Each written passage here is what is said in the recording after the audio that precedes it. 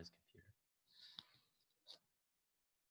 computer. Baseball is back with being delayed quite a bit with the pandemic. It looks like the baseball season just about ready to get underway tomorrow with the modified 60-game season. And we have a lot to talk about here. So our first sports iteration of a top of the list episode. See how you like it. I'm RB. I'm here with my good friend and rival today, Dominic Gonzalez. Dom, of course, You and I, dude, we're both baseball fans, but obviously, as you can tell, this is kind of a good thing because we both like opposite opposing teams, rivals. I've always been a Giants fan. You've always been a Dodgers fan. I'm also a Angels fan. Mike Trout's my favorite player at the moment. But sorry to cut you off, Ryan. I don't know why. No, you're good. You're good. No, absolutely. We've got a great baseball rivalry growing. I mean, between the Dodgers-Giants rivalry and, of course, a great interleague rivalry, the Dodgers-Angels. So we're always bantering back and forth with baseball. I'll kick it off right away with some big storylines coming through today, the day before the season starts. Mike Trout, of course, you just mentioned. His name has been popping up in headlines because he is now or remains the highest paid baseball player in Major League Baseball, but coming in now at second for my Los Angeles Dodgers, Mookie Betts signing a 12-year extension to his one-year deal. I believe it's $390 million, which makes it the second largest contract in baseball. Mike Trout's, I believe, is $428 million, somewhere in that ballpark. Somewhere around there. But another big thing, I mean, Mike Trout in the headlines because he has said emphatically in interviews today, he was asked, you thinking about not playing, backing out with the pandemic. He was a little nervous at first before summer camp started, has said emphatically today he will be playing this season. So some big storylines as well. The Dodgers and Angels, of course, will be squaring off quite a bit this season with the modified schedule. Are you familiar, Dom, with how this modified schedule will look, who each team will be playing? It's a little different. Yeah, it's a little different. As far as I know, isn't it? It's 30 home games for each team, 30 away. And the way that it's going to be done, isn't it 5 games with each team within the league and then 5 – or wait, maybe you know it better than I do. I didn't do the math right. Right. So because there are 4 teams the Dodgers will play in interleague play, I believe they play a home and away series again – or I'm sorry, in their NL West. They'll play a home and away against every NL West team. And I believe they also play a home and away with every AL West team. Right, that's what I was trying to think of. So they will be facing off the Dodgers and Angels at least twice this year. But, it'll be interesting to see, especially come playoff time. Typically when the playoffs come around and, you've seen these teams before. The Dodgers, I'll just throw out a name, play the Cubs in the NLDS. They've seen the Cubs at least, 3 games in the season. Not going to be the case this year. Playoffs are going to be the first time a lot of these teams are squaring off, which brings a whole new level of excitement to the game of baseball. And, I think just the 60 games as well bring in a new level of excitement, every game meaning a lot more. Yeah, I know my dad is a huge Giants fan, and he is so hyped to see this season. It's like the best part about baseball, those last few games towards the end of the season. Some people are kind of out of it. That's what it will be, a little different. But, it's every game counts, every pitch counts. And, baseball's been needing a little boost. And I hate to see that it took a pandemic to maybe change up a little bit of baseball. Obviously, we had the replay a few years back that came into play, a change in the rules. But other than that, they just make a few small changes here and there. What are you thinking? Yeah, well, there's one pretty big change. I don't know if you've heard about it. Are you familiar with the new tiebreaker rule that goes into effect? No. Can you explain that? Yeah, so I believe so I heard this. I didn't realize they were bringing it on. The Major League Baseball will be implementing what is known as the softball international tiebreaker rule. And I learned about this a little bit about myself. I'm a broadcaster for Menlo College. I'm the sports information director. So I learned this actually calling a softball game in action. For softball games and now Major League Baseball games that go into extra innings, the batter that made the last out the previous inning will begin the inning at second base. So every team will begin with a runner in scoring position to speed along so we don't have these 18, 19 inning games. You know, you flash back to the Dodgers Red Sox World Series game that went 18 innings a couple of years back. Yeah. Or the one of the longest games in postseason history, my Giants versus the Nationals. You don't remember that one? Giants in the postseason, man, we have to go way back to remember that. Oh, come on. 3 out of 5 years. Are you kidding me, dude? The dynasty. Yeah, they've got Pablo with a walker in the dugout yet. I don't think I've seen. So he was on the roster, right? But he was on the spring training and now the summer camp roster. But I don't think he's on the 40-man. No, he's playing this. He's DH only though. Okay, so it's officially now. I'll take that back. It's now a 30-man roster. Yeah. So team now permitted. I believe it's still the same active. What is it? 24-man roster. But then instead of having a full 40 of guys you can freely call up and send down, it is now just a 30-man roster. So interesting to note. Of course, both leagues also going with a DH now. Pitchers are not hitting, which, I mean, as a National League fan, I'm a little bummed out about. But both of us are pitchers, dude, from all the way in high school, right? And that kind of hurts. I mean, I think maybe I don't know if you ever had this experience, but going up as a pitcher, and that was kind of a little shade thrown towards you a little bit, but going up as a pitcher and actually getting a hit and helping your team out feels so awesome. Well, going up as a RB and getting a hit to help your team out feels so awesome. I was sort of, even when I was playing in the field, the hitting pitcher of the lineup. But no, but I couldn't agree. Nothing more electric at Dodger Stadium when Clayton Kershaw or Walker Buehler comes up with a runner in scoring position, 2 outs, and lines a double to right center, and just, you know, they're legging it out, and after they get on base, the base coach has to run out and give them the jacket to keep the arm warm on the base path. Or even watching them just like, I'll even throw back like a Bartolo Colon laboring to get around second base, going like first to third. I love it. I love pitchers playing. So I'm gonna miss watching pitchers bat. I also love yelling at the pitchers when they can't lay down a bunt, because I've always been really good at bunting. And I know that they're in the majors and everything, but still, come on, man, lay down a bunt. Yeah. So, I mean, a lot of changes, definitely, but I think we're just so grateful for baseball to be back that we'll take it any way it comes. These summer league games or summer camp games that have been being played this past week have been really fun to watch. Yeah, so you've been watching some of those. I only watched one. I watched Yankees Mets. And I think I think people want to know, and I'm a little curious as well. I know that we kind of recently talked about the cardboard cutouts and everything, but what do you think of the fan experience from the inside the stadium? You know, the what do you call it? The speakers playing the fan noise, and what do you think about all of that? I absolutely love it. Okay. I think it is going to. I mean, I watched a lot of.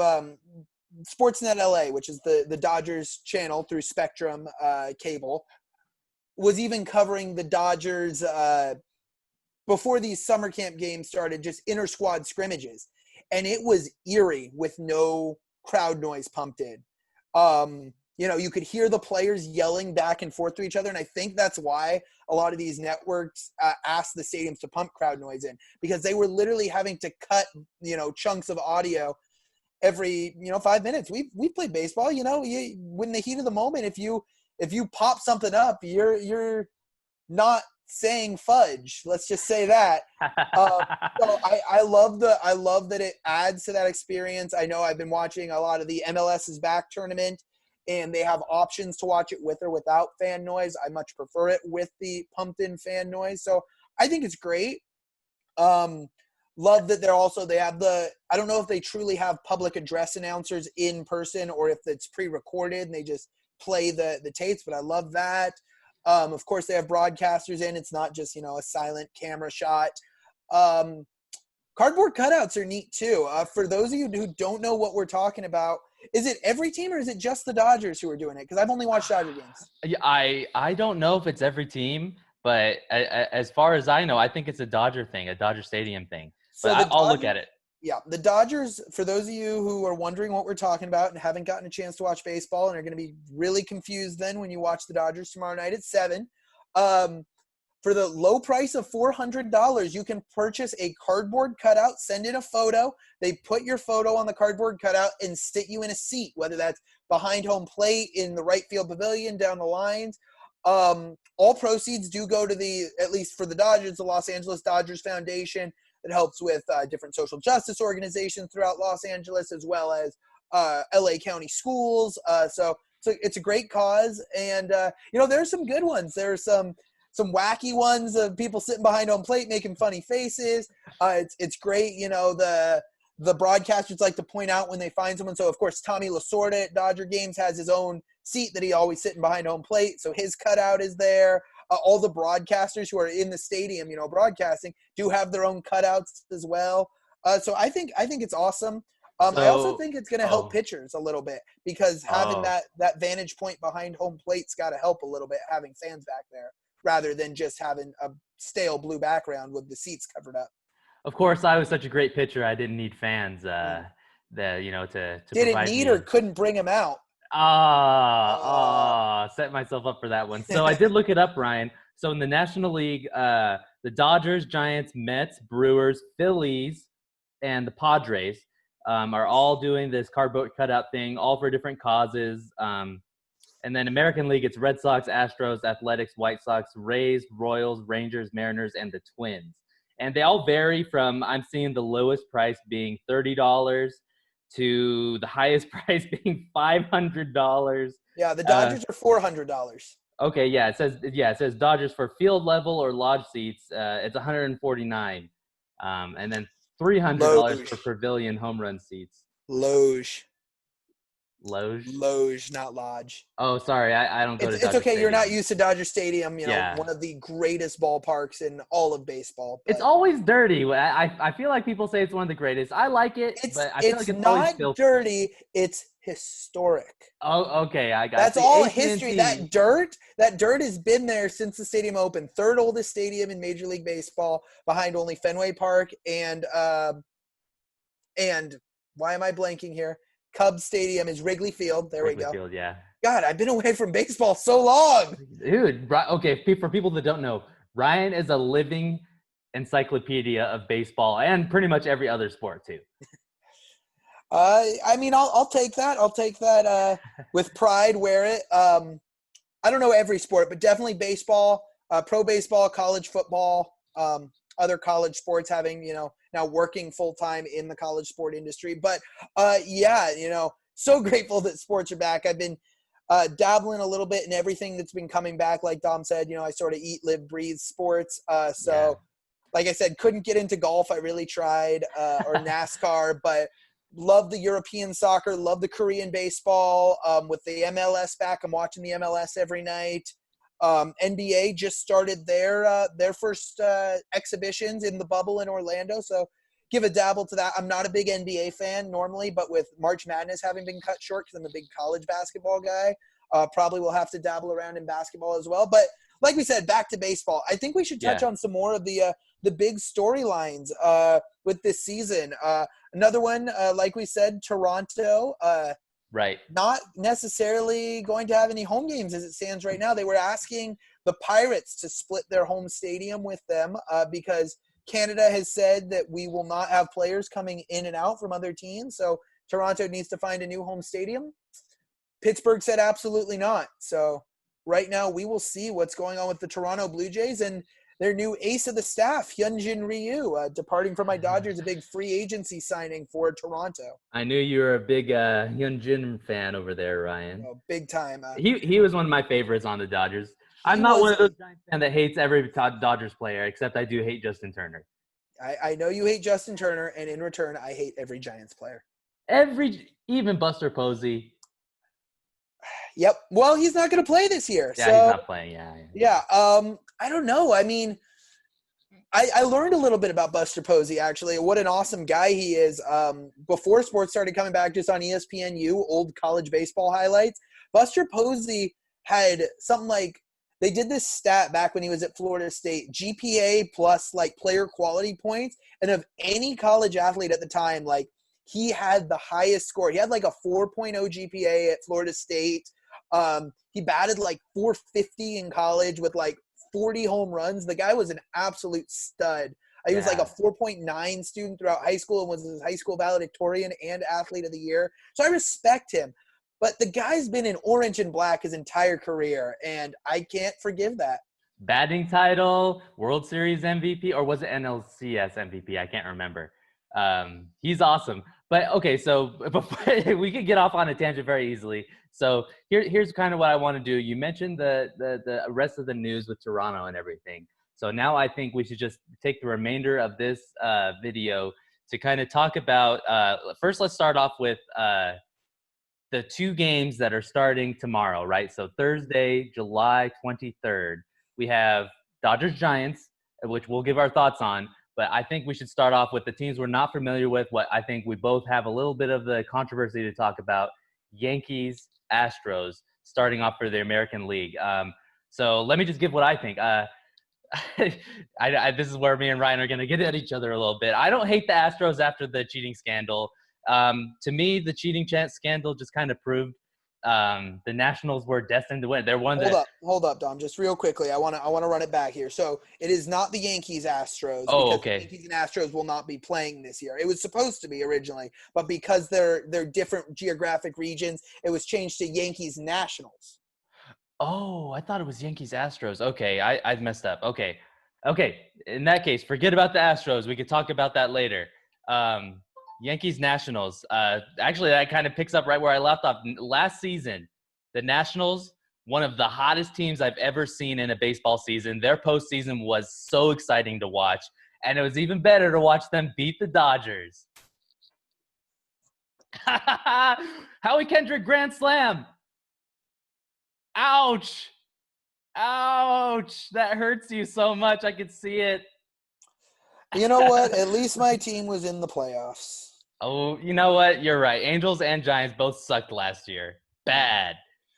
That being said, I mean, I'm not going to say anything positive about the Giants, so don't even try to fish for it. But saw the Angels last night in action. The Dodgers' final warm-up game, as always, was against the Angels. It was a good game. Ended 6-4. Dodgers won.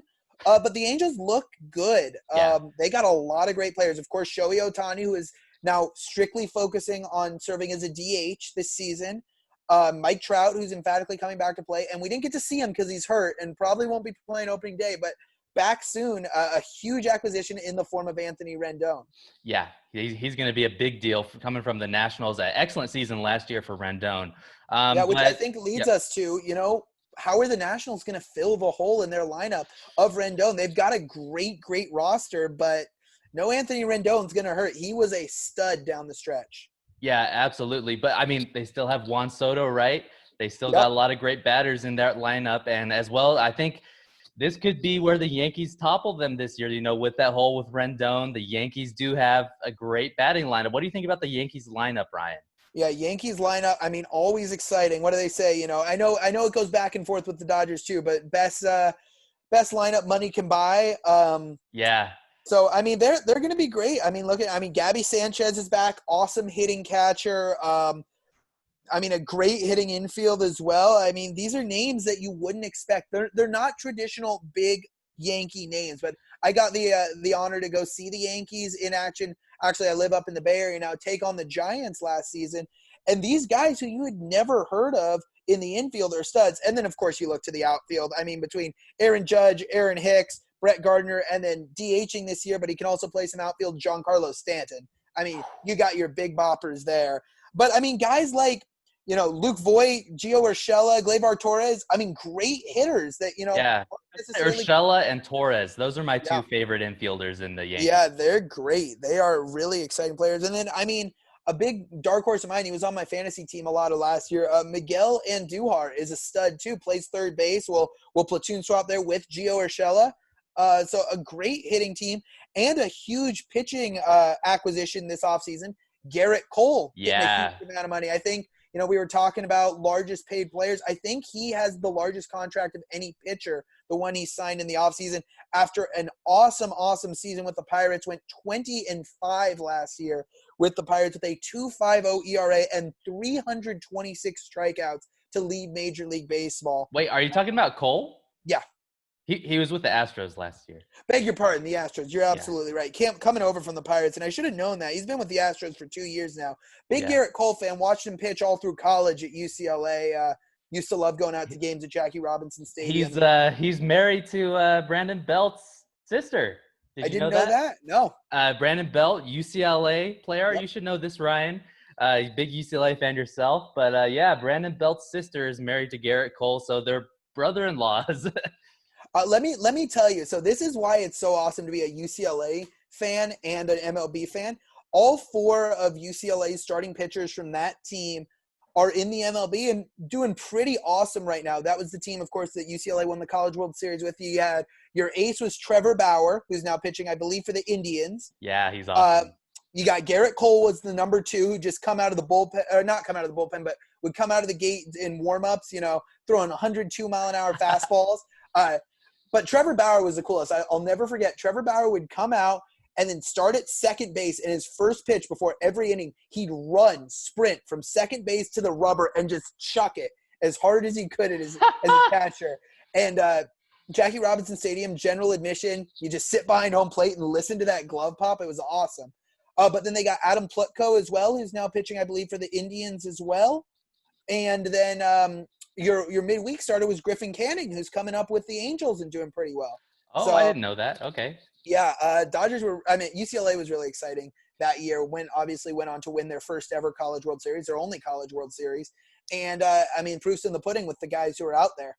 Yeah, so I think we should give a definitive answer. So American League, Yankees, National I guess it's not only American League because Nationals are National League.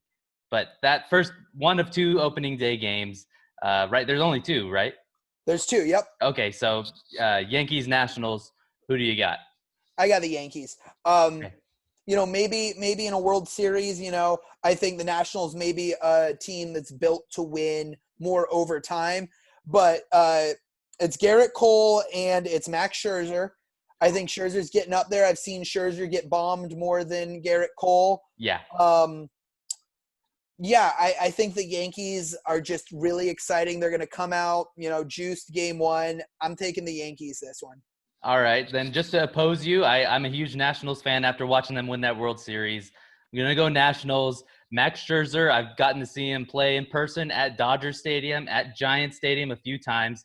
That's actually Oracle Park, but Oracle Park, yep. Yeah. It's okay. I was about to say AT&T, so I'm a few years there. Okay. At least I didn't call it Pac Bell. Yeah. So I got Nationals, and then obviously people know who we got for Game 1, Dodgers Giants. But let's end this episode right on that, Ryan. What are we gonna say about this opening game? I think it's going to be a great game. The Dodgers offense has looked awesome. Their last 3 summer camp games to warm up, they put up something like 9 runs, 12 runs, and 6 runs. Top to bottom. They were talking about the Dodgers lineup. Batters 1 through 7 in their lineup are all at least one-time All-Stars. I'm talking. You've got Mookie Betts, Max Muncy, Corey Seager, Justin Turner, Cody Bellinger, Jock Peterson, AJ Pollock. Up top to bottom, and then you got Will Smith batting 8th, who had a stellar rookie season, soon to be All-Star. There are not a lot of holes in this lineup. I will say that. A little disappointed with Pollock so far in summer camp. I think they'll start. Also, there's some questions at who's at second base. I think it'll be Chris Taylor. He's been hitting like 470 in summer camp. He's been on fire between spring training before we shut down in summer camp. And you didn't talk about one of my favorite Dodgers, Ryan. What do you think Kike Hernandez is going to do? Well, that's the other question. Who starts at second base? Is it going to be Kike or is it going to be Chris Taylor? Kike always brings the excitement. I love him. He's Mr. Dodger. He's all over their social media. He's a funny guy. I love Kike, but I love Kike as a utility guy. I like him off the bench. I like that he can play every position on the field with the exception of catcher, but we even saw him pitch last season. Threw 90 like it was nothing just out of the stretch, which is pretty great. Had a 1-2-3 inning. But yeah, no. I will say though, big challenge for the Dodgers. You know, their lineup's been teeing off against bullpen guys and some younger guys in the summer camp. Let's see how they hit against Johnny Cueto. Cueto coming off of Tommy John surgery. Yeah. Cueto, one of my favorite pitchers. I mean, the guy, why he's so hard to hit, he doesn't have one delivery. He switches up the delivery on every pitch, and that's so hard for batters to get a read on.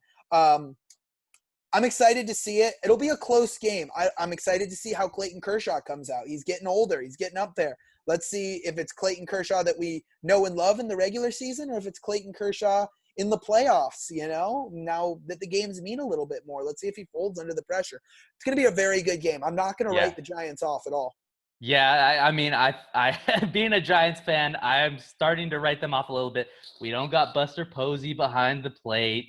You know, Sandoval, he's not the great hitter that he once was. He put on a lot of weight. I don't know, man. I feel like it's going to be an uphill battle, but good news is we do have Hunter Pence back this year. Huge fan of Hunter Pence and all the work he can do for my Giants, and really glad to see him back in the lineup. But, you know, Johnny Cueto, also very good, but I think we lost Madison Bumgarner. You know, I forgot what team did Bumgarner go to. He's on Arizona, I believe. Yeah, Arizona. Yeah. Gosh. You guys, I mean, I'm taking a look at your pitching rotation right now. I mean, 1-2, Cueto and Samardzija, I've got no problems with.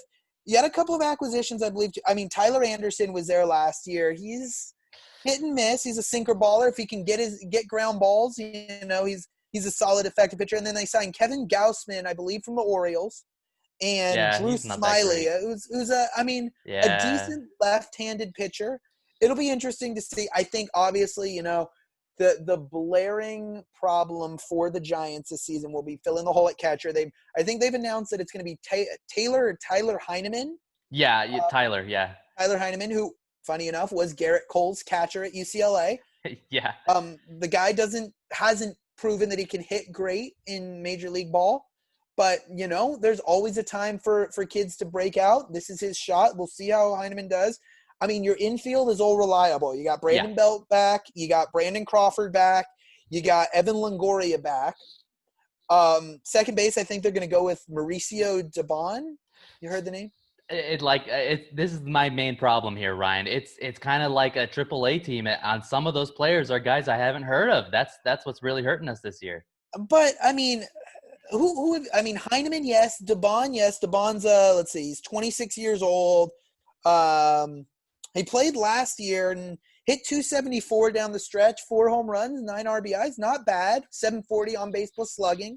And then I think your outfield's pretty solid. I mean, I like Alex Dickerson, solid hitting left fielder. Yeah, Brandon Belt's back. And then you got Yastrzemski in center field, who's, you know, an up-and-comer, you know. Yeah. I would put him on the same list as, you know, what is it, Baby Biggio and Baby Vladimir Guerrero Jr. I mean, he's an up-and-comer. Yeah, I don't think you can sleep on this team by any means. I mean, he jacked 21 bombs last season for a rookie. That's pretty solid. Yeah, and of course Hunter Pence is also in the outfield too. So. Yep. So Hunter Pence is your veteran out there. Yeah. No, I have no problems up and down this roster. You know, looking to make a wild card run. Of course, they're not going to win the pennant. That's the Dodgers. I am praying that this opening game will be a pitcher's battle, because if they start hitting Cueto, it's over, dude. You guys have too good of a batting lineup. We got to see what Cueto comes out as, because the Dodgers haven't, you know, it's been like they've been swinging with a tennis racket. They're hitting everything. It's like I've had to turn off these summer camp games because they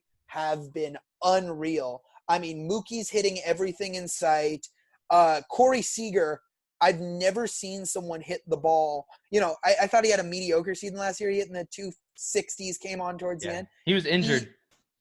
He is going gap to gap. He's hitting, you know, I've never seen someone with so much gap to gap power coming off of a rough season. Didn't expect much. He's going to bat in the 5-hole. Of course, Cody Bellinger coming off an MVP season. Jock Peterson has been swinging the bat better than I have ever seen him in his career. The guy is just hitting moonshots. In fact, he had a 436-foot home run to dead center that would have been from last year the second longest home run hit by a Dodger last season. Wow. And then Chris Taylor all of a sudden, just I don't know where it's coming from, but he's hit something like 3 home runs in the last 3 games, 3 spring training games or summer camp games. So, I mean, the offense is legit for the Dodgers. We'll see how the pitching comes out. You know, obviously we haven't gotten to see see any bigger of a name than Julio Urias pitch yet, you know. Yeah, and who's the other members of the pitching rotation for you guys? So it's going to be Kershaw, Buehler, who I'm very comfortable with. Mm-hmm. The 3 who is supposed to be David Price, who has opted out this season due to COVID, is now going to be occupied by Julio Urias, who looks really good, throwing good heat. Slider looks tight.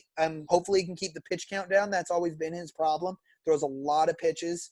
And then it looks like the 4 will probably be Alex Wood, who the Dodgers brought back after a great season. They dealt him away and then brought him back, but he was an all-star. And then I believe Dustin May will be the 5th, who came on as the Dodgers' top prospect, the guy with the red hair. I wish they were going with Tony Gonsolin, if you know who that is. Yeah, but what happened to the other guys? What happened to Maeda and Stripling? Maeda's in Minnesota. Okay. Stripling's still on the roster. I believe the Dodgers are going to utilize him out of the bullpen to start. Okay. And then see it. I mean, that's how they've been going the last couple of years. He gets 2 to 3 starts a year, but primarily, you know, if, you know, someone's getting bombed, you know, Alex Wood having a rough day, he'll come in and provide 2-3 innings out of the pen. Also utilizes a pinch runner a lot for the Dodgers, which I love. They say he's got great speed for a pitcher. All right. Yeah. If you don't have any other thoughts left, Ryan, I think we can close it there. Obviously, I'm going to go Giants. He's going to go Dodgers tomorrow. Also on opposite sides for the other game as well. Ryan's with the Yankees. I'm with the Nationals. But any other closing thoughts about the season, Ryan, or can we just get on our way?